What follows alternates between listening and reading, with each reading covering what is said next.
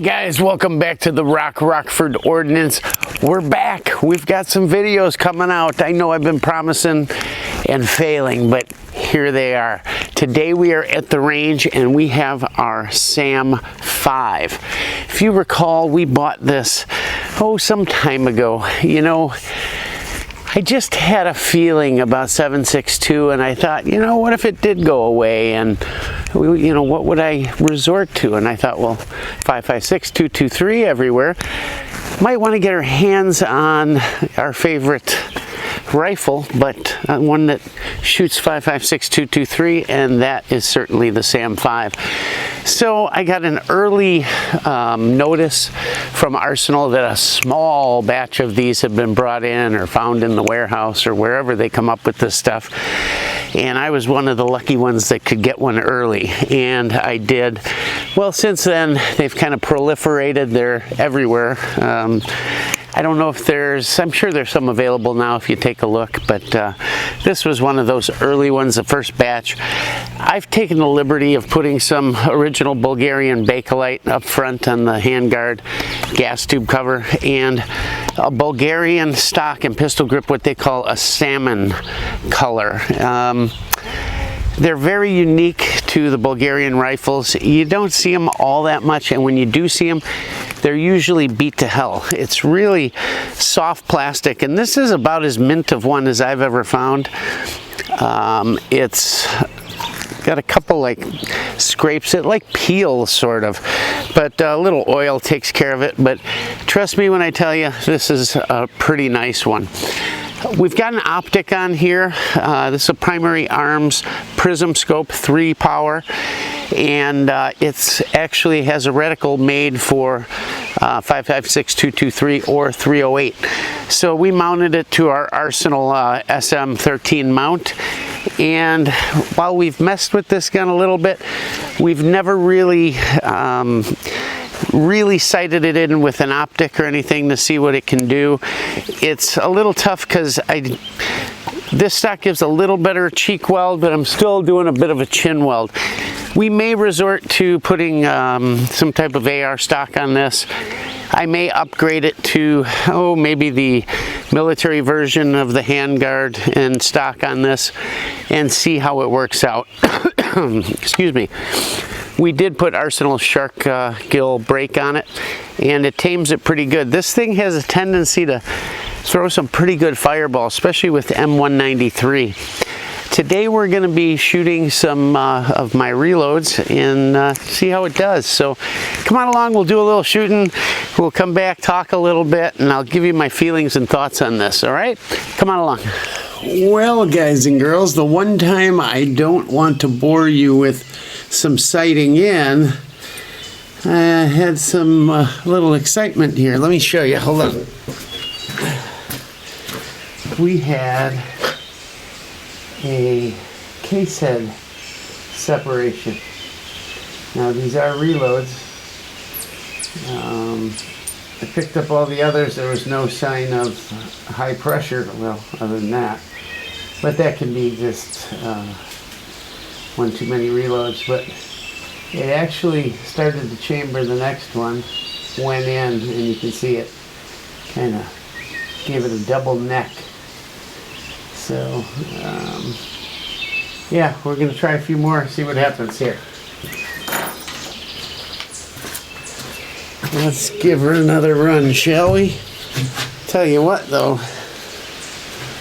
boy, this thing is accurate. Let's see too if this Arsenal mount held zero. I had to take everything apart to get it out of there. So they didn't have a broken shell remover. Let's see here.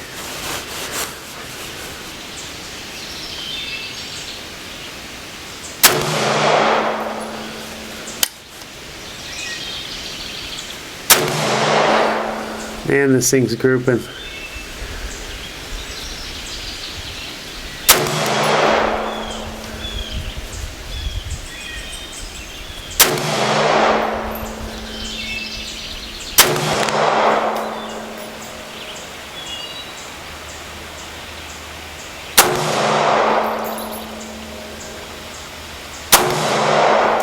And yes, it does hold 0.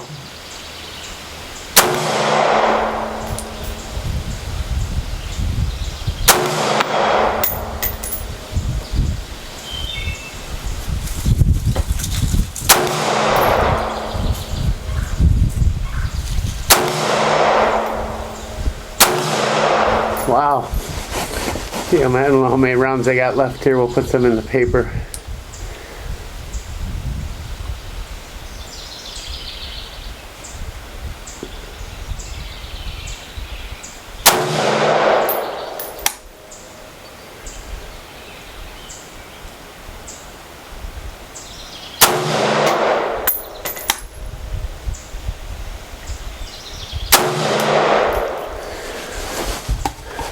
Let's take a look, see what we did.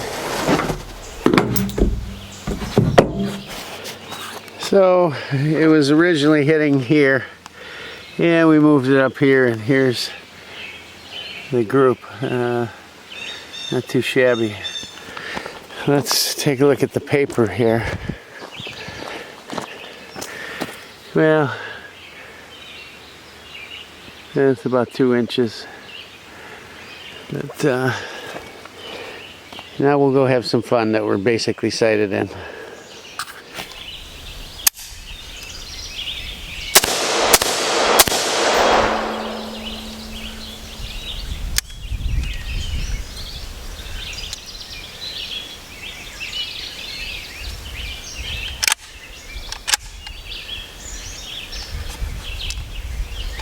Well, another interesting move here.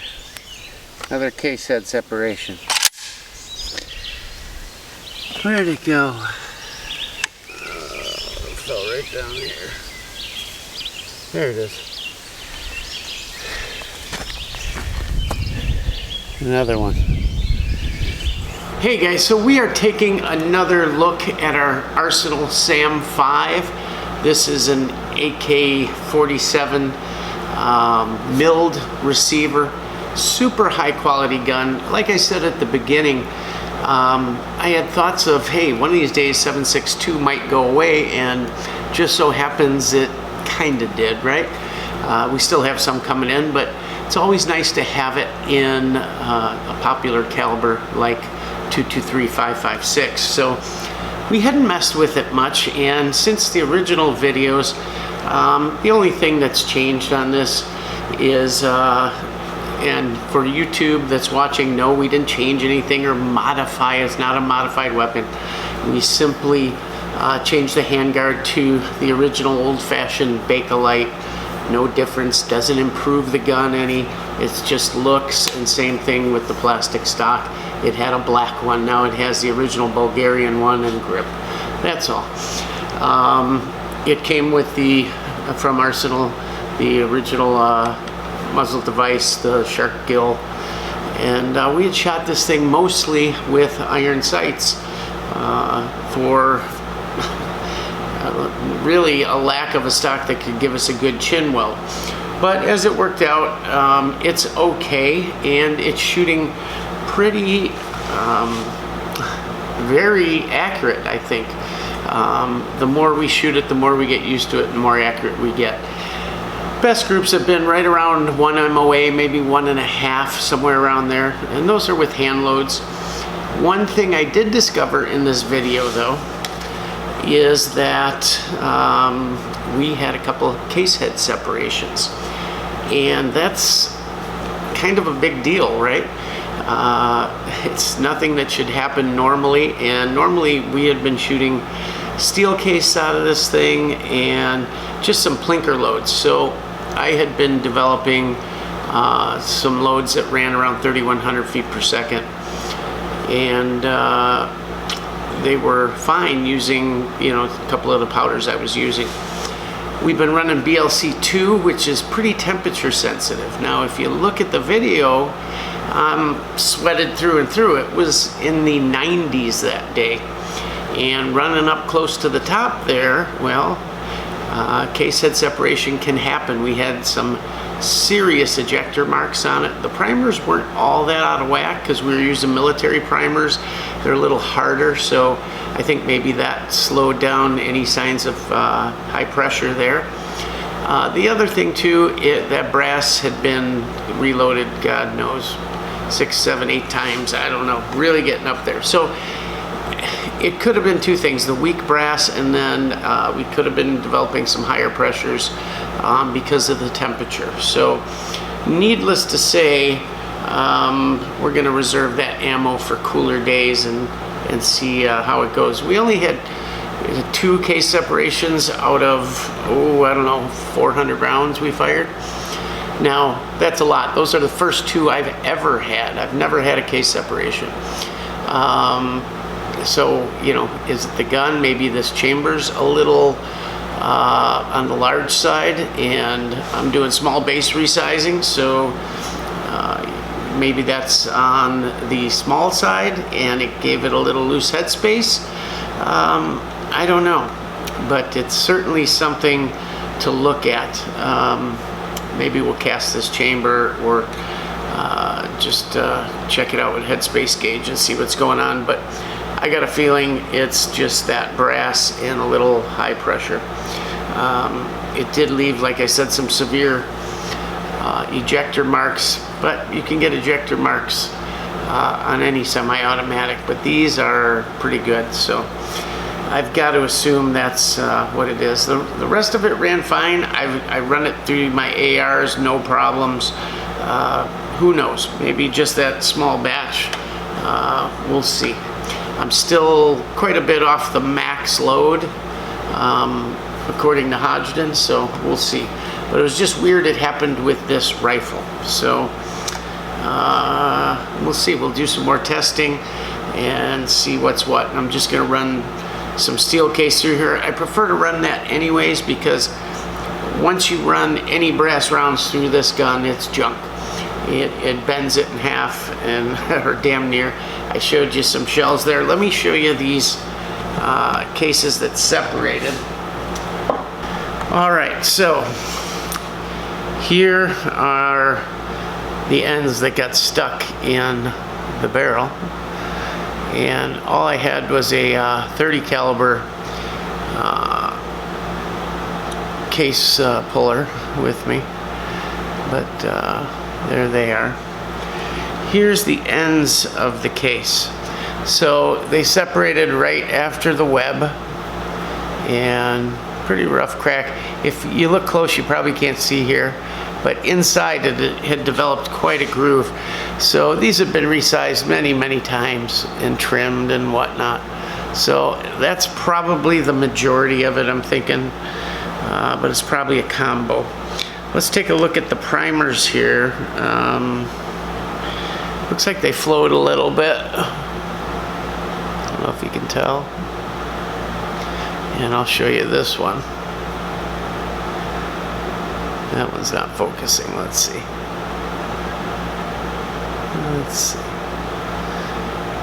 I don't know. You guys saw the other one. So anyhow, all I'm going to tell you is, you know, always be looking on any rifle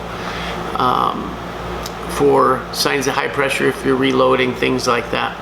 And on any AK, look, make sure your headspace is there, and ammunition has everything to do with headspace. So it's probably not this rifle because I've shot a lot of factory ammo through it and never a problem.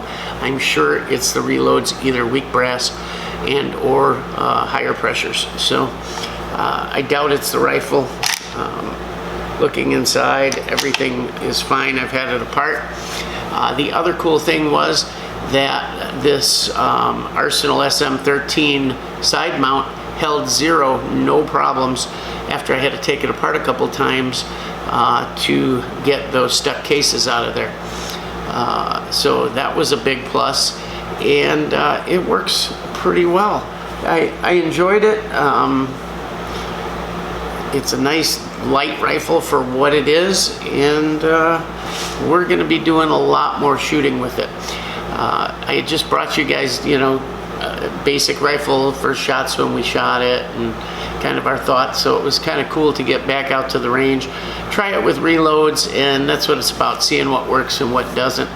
The loads were really accurate other than that. And I've used that powder in 308, 223. It's just a very versatile powder, but it is temperature sensitive. And I've noticed high pressures in other, 90, 100 degree weather. So it's certainly something to consider, and that's with any ball powder. So we're gonna maybe change up what we do here and probably just run steel case if we can. Other than that, yeah, it's kind of a brass wrecker. So it's right there with the Tavor that likes to wreck brass too. So if I burn up my steel case, it's going to be on these two guns, but the Tavor and this one. But yeah, just thought we'd talk a little bit more about it. And of course, we were running our Circle 10 mags, both the black and the 20 round smoked mags, and they all work great. I did a video on these mags. When I got them, they were very tight. They would not fit in the gun, and they had to be filed. So there's a specific way and a specific surface here you have to file. I did a video on it. You may want to check it out if you run into any type of mag fitment problem on an AR type weapon. It's the angled face that you want to take material off of, and just a couple swipes, check it in the gun, couple swipes, check it in the gun. Once you can get it to seat with a little moderate pressure, leave it alone, because it's going to wear in. If you keep going till it's butter, you're going to run that mag a few times and all of a sudden it's going to be a little loose on you. So don't overdo it is what I'm telling you. But great mags, you can't go wrong with those. Yeah, we had fun, and take you back here and let you see the rest of it, and then we'll check out. Well, we're gonna run a little different round here and see how these work out.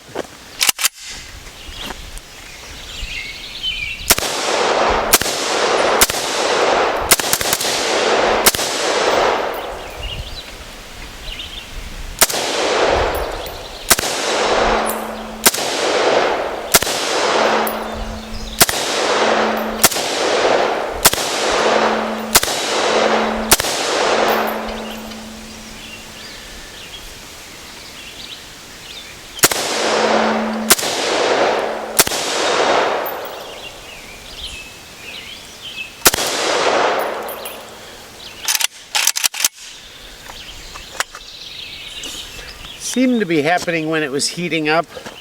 Maybe they were sticking a little, maybe they're a little hot, I don't know. Maybe they're just old brass, we'll see. We're gonna continue to run some more. Well, we've had this scope on and off several times. It continues to hold zero very well.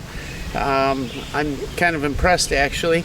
And the 3 power really reaches out just enough further to give you more confident shots out, 100, 150, even 200 easily.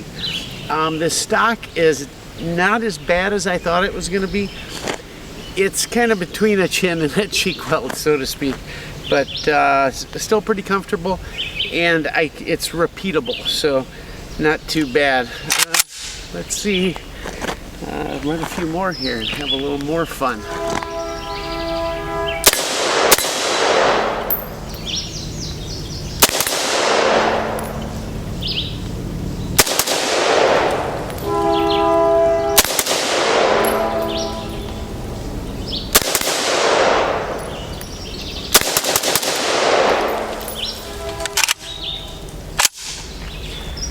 Well, seems to have cleared out any bugs it had, and is running just fine. These mags, I don't know if you guys saw the video, but I had to fit each one of these with little filing. Had to clean up some nylon, and then you file the angle here. They were all super tight, and now they fit tightly but go in real nice.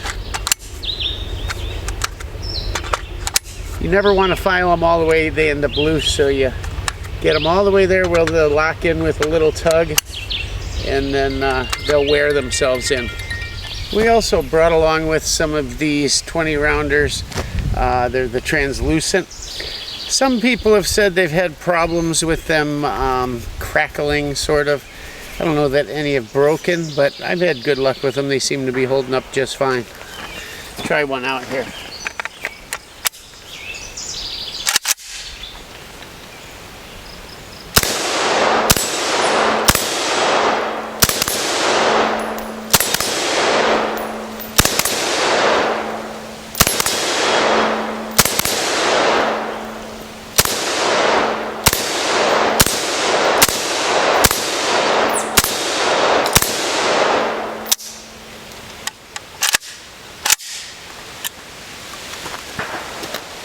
Of course they run well.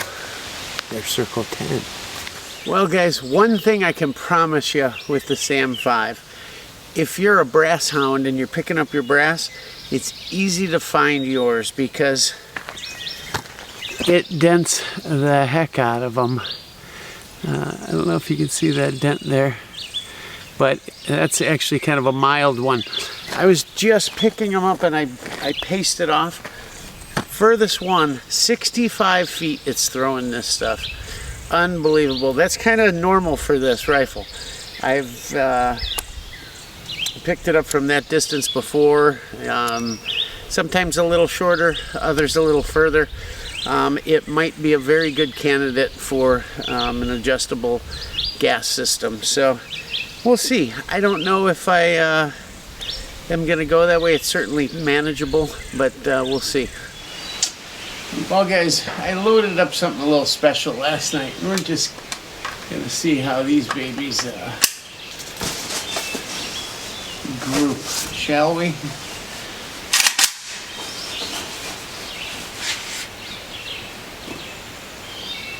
Let's see.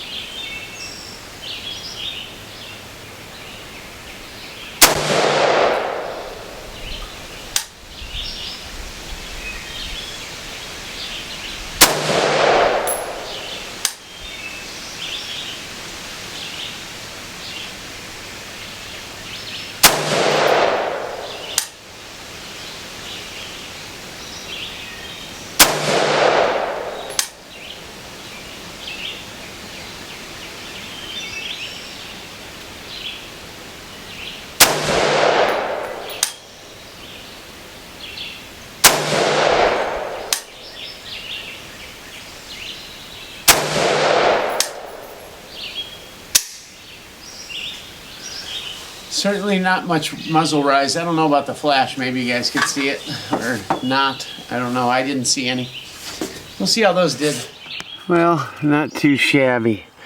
We are all right here. So 1, 2, 3, 4, 5, 6, 7, 8. And I'm going to say 2 at the most. That flyer down here. I mean, it's a pretty nice little group there.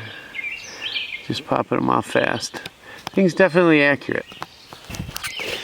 Here's a couple other groups here. One here and one here. Both kind of strung like that a little bit. I mean, that's a whopping 1.5 maybe each. But I got a feeling that's more my chin / cheek weld moving a little bit as I'm firing.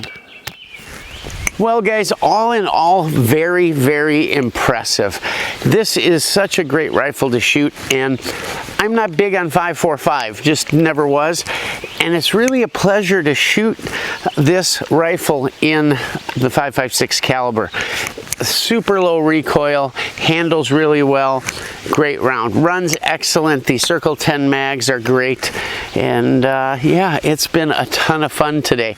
I think we're going to be using this a lot more with that Dillon 750 reloader I have. Boy, I've been knocking out some rounds, and we can shoot this all day, load it cheap, and not worry about burning through ammo. Anyhow, it's been a blast. Hey, when you get a chance, please hit the subscribe button down there, like if you would, and please comment. We'd love to hear about yours. Check out our Facebook, check out our Instagram, check out our website, rockfordordnance.com. And if you would, on Tuesday nights, we do our live stream. It's called Coffee and Kalashnikovs, right here on Rockford Ordnance channel on YouTube. 8 o'clock Central Time. It can go at least a couple hours, sometimes a little more, but we have a good time. We answer your questions. Everybody has a good chat in the chat room that's next to it, and it's a ton of fun. So come on over and check it out. Anyhow, thanks again, and as always, Rockford Ordnance out.